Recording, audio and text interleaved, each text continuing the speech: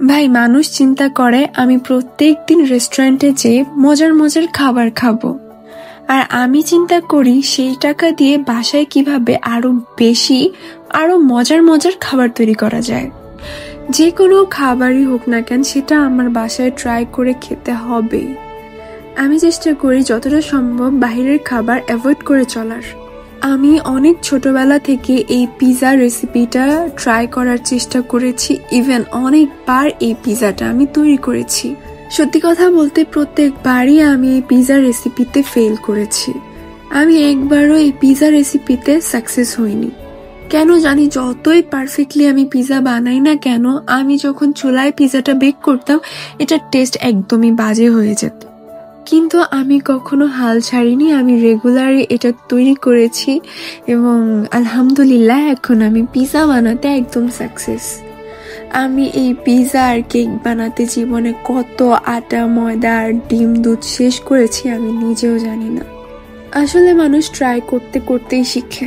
আমি ছোটবেলা থেকে এখন পর্যন্ত কখনো কোনো কোর্স, প্রফেশনাল কোনো ক্লাস আমি কোনোটাই করিনি। যতটুকু শিখেছি নিজে থেকে দেখে দেখে, ট্রাই করে, ভিডিও দেখে, এরপরে আলহামদুলিল্লাহ এখন মোটামুটি সবকিছুই রপ্ত করেছি। সবার চিন্তা ভাবনা কেমন আমি জানি না, বাট আমার চিন্তা এটা আসে যে ১,৫০০ টাকা দিয়ে আমি একটা বাহির থেকে একটা পিৎজা খেয়ে একদিনে খেয়ে ফেলবো, এর থেকে আমি ১,৫০০ টাকার ইনগ্রিডিয়েন্টস একসাথে কিনে আমি 10টা পিৎজা খাবো। আমার জীবনে অনেক শখ, অনেক ইচ্ছা রয়েছে। আমার যে কোনো কিছু শেখার প্রবণতা অনেক বেশি। রান্না বান্না হচ্ছে আমার একটি বড় শখ, যেটা কিনা আমি অনেক বেশি ভালোবাসি। আমি দেখেছি আমার বয়সী মেয়েরা যারা ফ্যামিলি থেকে হাত খরচের টাকা পায়, তখন তারা বিভিন্ন ধরনের ড্রেস অথবা কসমেটিক্সের পিছনে টাকা খরচ করে। আর আমি আল্লাহর বান্দা, হাতে টাকা পেলেই হলো, খাবারের যতগুলো ইনগ্রিডিয়েন্টস লাগবে আগে সেগুলা নিয়ে আসি। এছাড়া কোন প্লেটে খাবার রাখলে সুন্দর লাগবে সেই প্লেট কেনাতে ব্যস্ত থাকি।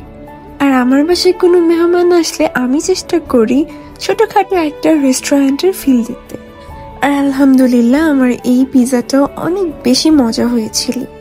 আর আমি অল্প অল্প চিজ দিয়ে পিৎজা খেতে পছন্দ করি না, আমার কাছে ওভারলোড চিজ পিৎজাটা অনেক বেশি ভালো লাগে। সবাই ভালো থাকবেন, সুস্থ থাকবেন, আমার জন্য দোয়া করবেন। আল্লাহ হাফেজ।